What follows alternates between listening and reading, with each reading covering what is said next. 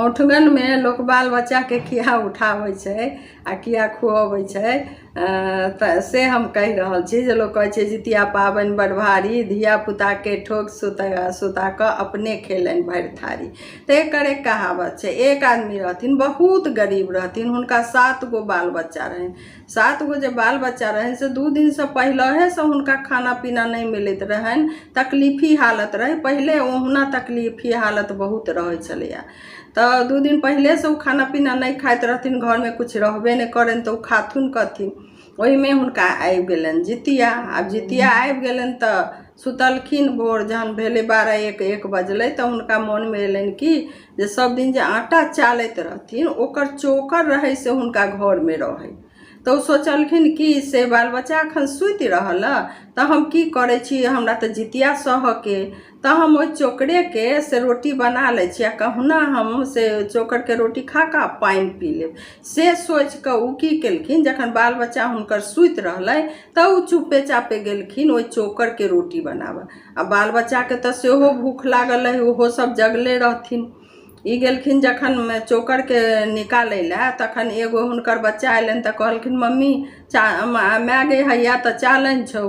एगो एलखिन तो सूप ल के एलखिन, एगो तमा ल के एलखिन, एगो कठौती ल के एलखिन। सब जतेक बाल बच्चा से धीरे धीरे उठ गेलखिन।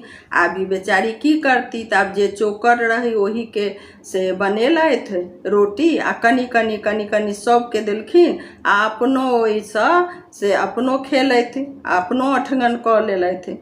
तो बाद में हुनका पछतावो अयलनि जे हमरा से अथी रहत तो हम सबके उठाइए दीतिए, तखने ओइके बनैबतूँ आ सबके साथे ओठगन करतूँ, लेकिन ओते तो चोकर में रहे नहीं। तैं ल के लोग से सब जे बाल बच्चा उठ गेलै तो ई कहावत भ गेलै कि जितिया पाबन बड़ भारी धिया पुता के ठोक सुतेलन अपने खेलन भर थारी।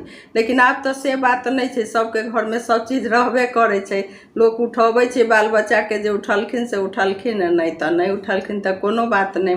एहि दुआरे कि जितिया पाबन में से लोग के कहे छे कि ओठगन कनाई जरूरी छे, धूरखर में पानी पीनाई जरूरी छे। तो लोग कहे छे अथी क लेलक, ओठगन क लेलक आ तो धूरखुर में पानी पीलक तो कहलक से गंगा के ओठगन जमुना घैला के ओठगन गेरुलिया हमर ओठगन भाई हे ओठगन ओठगनिए रखिया। तो ई 3 बेर लोग पढ़ के पानी पीबै छथि। तो यह है कि जितिया पाबन बड़ भारी धिया पुता के ठोक सुतेलन अपने खेलन भर थारी। यह कहावत तै दिन से चली अयलै।